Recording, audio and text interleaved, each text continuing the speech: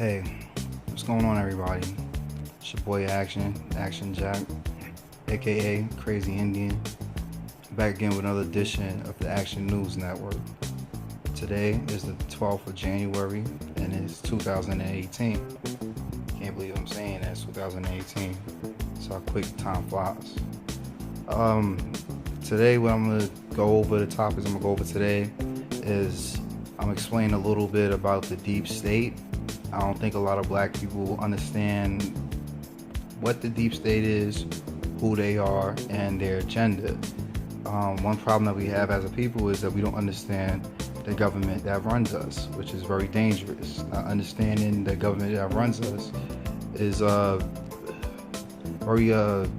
very strange. I think a lot of people find it strange that we're probably the only sect of Americans, especially homegrown Americans, who don't understand this. I'm also going to go over the house fire at the Clinton's house and Trump Tower. You know, this is very strange, and there's some dots that need to be connected there. And the final topic I'm going to talk about is this whole thing with black people blindly following Democrats. It's kind of sickening, and it stifles us and makes us a non-issue, and we wonder why nobody caters to us as a people. First off, a couple days ago there was a house fire at the Clinton's house in Westchester County, New York, which is my stomping ground. So I was born and raised in Mount Vernon, New York. Lived in Yonkers, New York for a number of years. And I worked up in the Chappaqua area in Mount Kisco, so I know that area very, very well. Very wealthy white area, a white suburb, and mostly white county, with the exception of Mount Vernon, which is probably the blackest town, in New York State. But they have a big compound there, a nice big house, colonial style.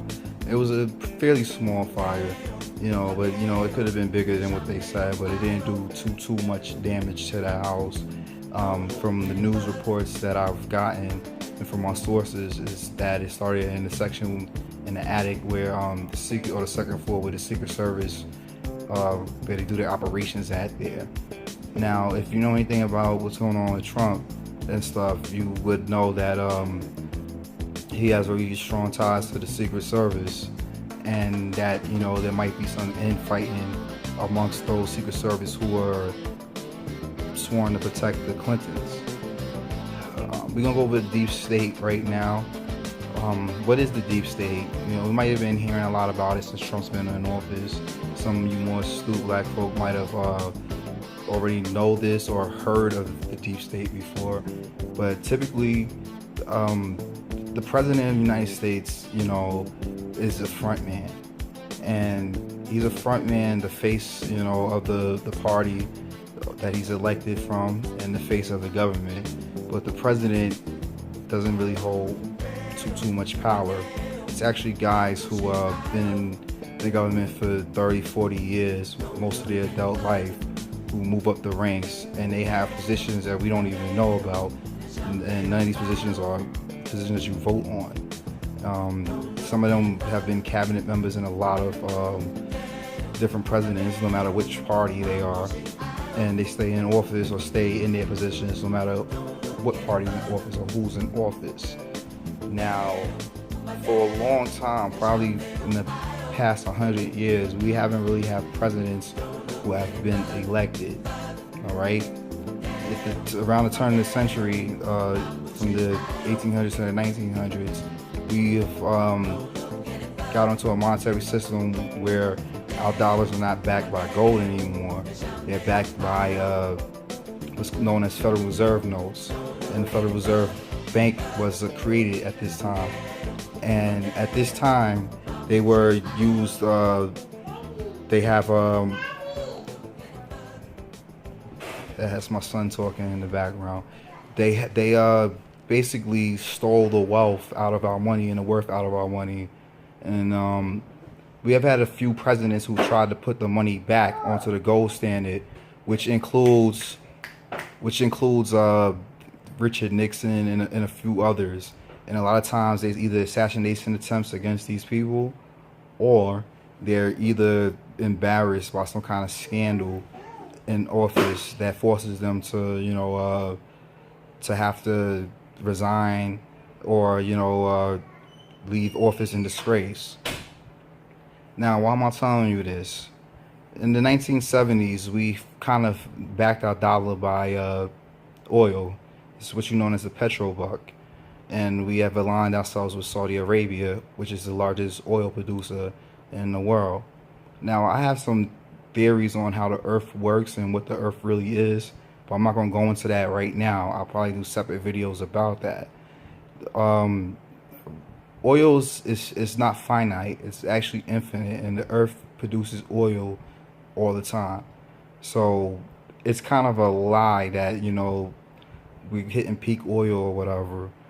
And a lot of countries are noticed and they don't want to use the dollar as that. Right now the dollar is worthless.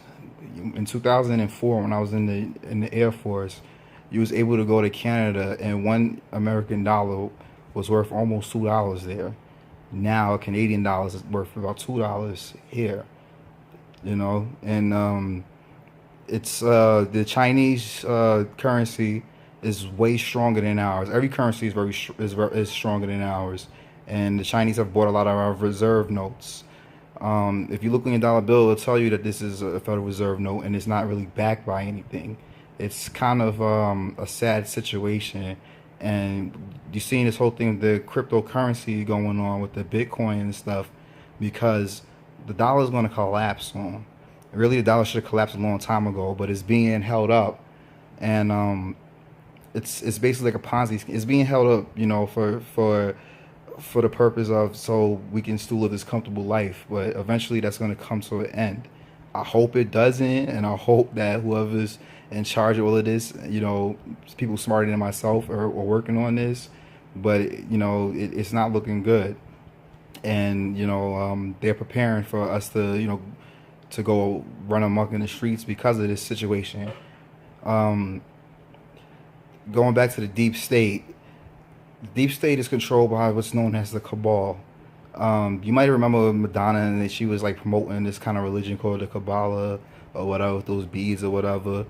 And this is kind of, it's always a risky situation talking about Jewish people or the Jews, and it's not all Jews, but there's something called the Khazarian mafia, and most Jews that we know today, they either Ashkenazi or Khazarian. That most Ashkenazis, are from Russia, and they were Jewish converts, meaning that they're not biologically or I guess racially Jewish. The first Jews look like you and me, or like our African cousins across the ocean. But these people were converts to it, and most Ashkenazis are what you would know as Hasidic Jews, which, if you're from New York like me, you would know them from being in Brooklyn, especially in like Bushwick and stuff like that. They wear the funny hats, and they have the curls down their sides. They're a very tight-knit group, and they kind of, if you ever walk through one of their neighborhoods, they kind of like pretend you're not there or whatever. They just walk right by you and stuff. They're funny people. The Khazarians, they're Jews, but they don't practice Judaism as strictly as the Ashkenazis. And this goes back to like Hitler and stuff in Germany, and there's a lot of things with that. And I might do something on Hitler in Germany too, because the whole truth is not there also. So they with the major family being the Rothschilds for almost 1,000 years have been controlling money in Europe. The kings and queens, being Christian, they weren't allowed to do usury, because usury, meaning getting people in debt, is used to is against Christianity. You're not supposed to put somebody in debt. So what they would do was they would use Jews to do their money system or whatever and crap. They would use the Jews. Go ahead to mommy. Go to mommy. I'll get with you in a little bit, all right? Go to mommy. It's not time to move yet. Thank you, baby. The whole situation with the Rothschilds is that They are a real sneaky bunch. They own everything, and they that family themselves own like something like 90% of the wealth in the world, and they have created a central banking system in like 99% of the countries in the world. Matter of fact, the only countries that don't have this system going on is like Iraq and Iran, and like North Korea or whatever.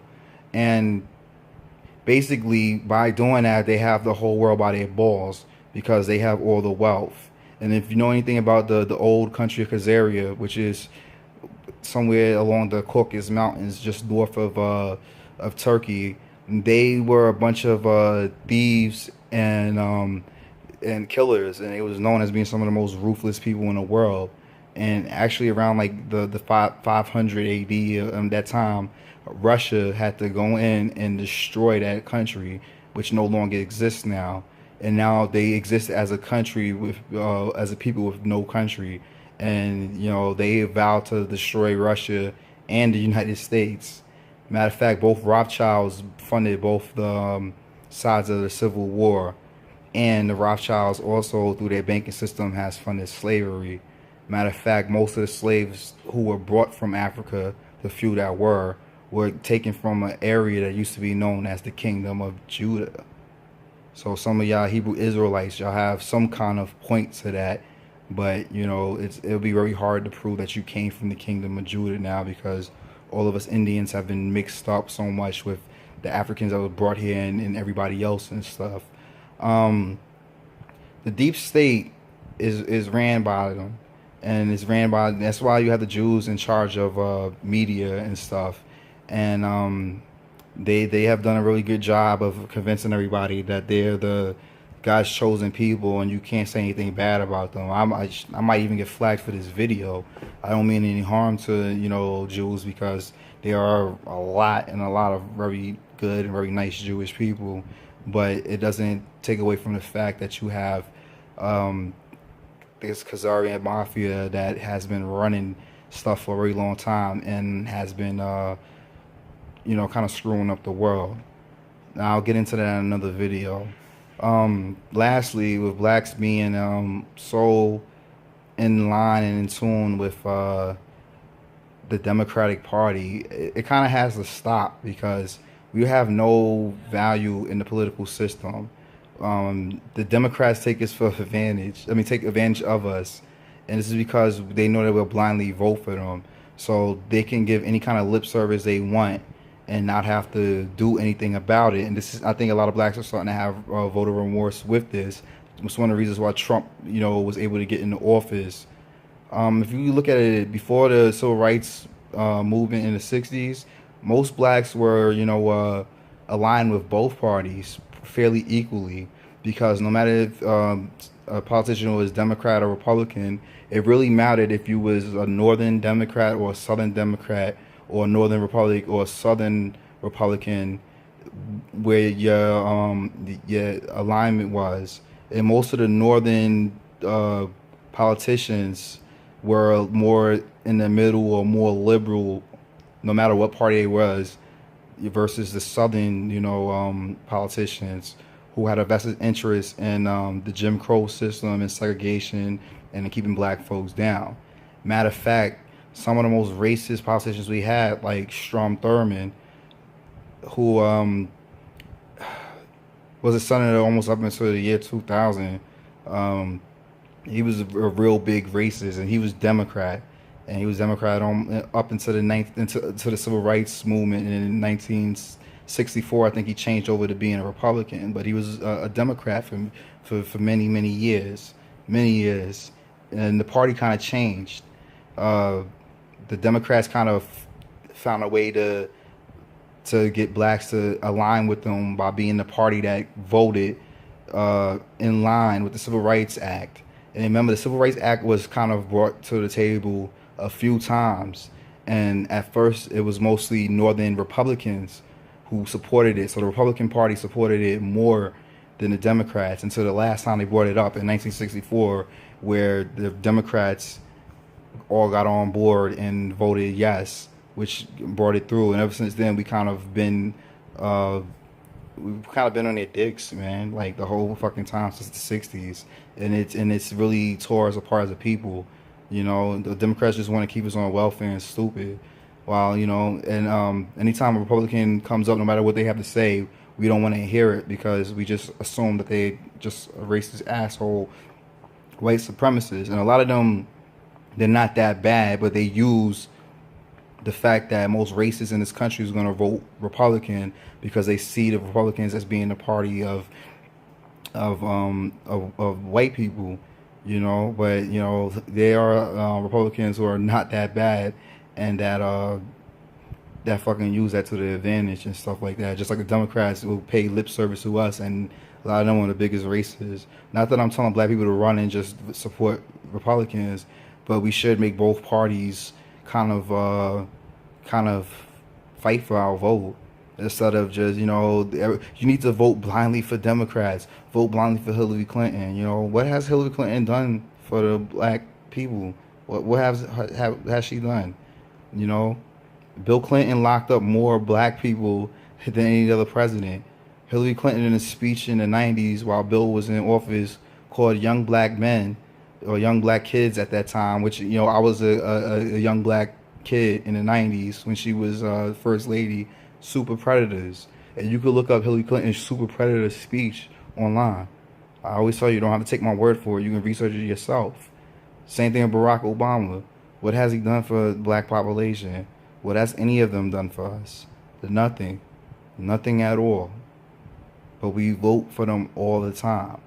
Another famous Democrat is George Wallace, who was governor of Alabama. He was the guy who famously said segregation now, segregation tomorrow, segregation forever. He was a Democrat. He was a fucking Democrat. And he changed over too after the civil rights movement. A lot of them had discontent, I guess, for the Republican Party, or the Democrat Party for allowing the civil rights to go through. So they switched over to the Republican Party. But both parties don't give a fuck about us because they know that we're just going to vote blindly for Democrats, and we need to stop doing that as a people because we're doing ourselves a disservice, and it's getting to the point where it's getting real dangerous. What we're going to do next election is just vote for whatever Democrat they put in front of us. Barack Obama, everybody, he's not even African American really. Or Black American. He's definitely not Indian. He's a mulatto. He is born of an African father and a white mother. He grew up being raised by Midwestern white grandparents. He lived in Hawaii. He has been so disconnected from being black. He went to Columbia University in Harlem. He moved to Chicago and stuff like that. But all of that seemed like he was kind of like some kind of Project Monarch, CIA, where they kind of got him young and prepped him to be president. It's maybe they couldn't find an African American, true Indian president to go along with the agenda they wanted to push during Obama's presidency. Even as snakish as a lot of our black politicians are, our homegrown black politicians are, maybe they didn't want to go along with the whole agenda. Maybe they only want to go so far, and they couldn't do what what Obama did, which is fairly nothing. He pushed through a gay agenda, and made it okay to be gay and gave gays empowerment.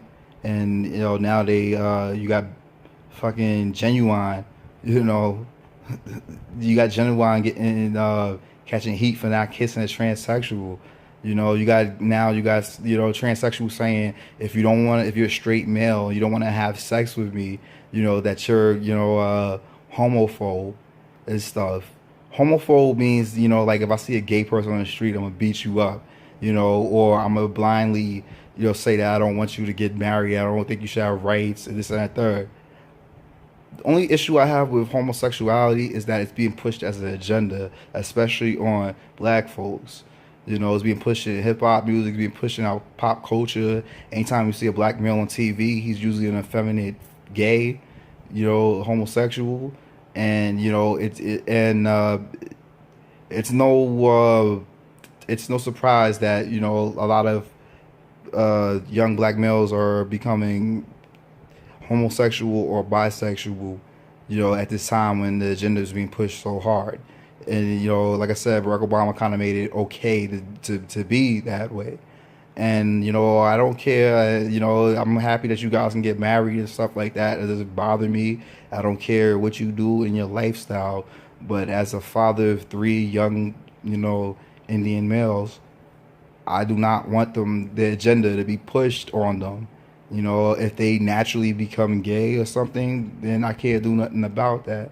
And I always love and support my kids, but when that agenda is being pushed on them, I have a problem with that. When schools is pushing that agenda on them, I have a problem with that. And, you know, that's the deep state, you know, and that's, you know, pop culture now. This video is over 20 minutes now. I'm gonna probably do another video later on and talk about a couple more issues or whatever. But I just wanted to go over those topics. We have to really pay attention to what's going on, because the shit is really starting to hit the fan. And as a people, we need to figure out what we're gonna do and how we're gonna, you know, continue to survive in this turbulent time. So to everybody, peace. Peace to my guys and earths. Peace to all my people. Peace to my Indians. Peace to my black folk. And one love, yo. And please continue supporting Action News Network, okay? Because we're gonna bring you hard-hitting investigations and hard-hitting news, you know, in our language, so you can understand and think about your daily routine. Because you might have to change and switch it up. All right? One love.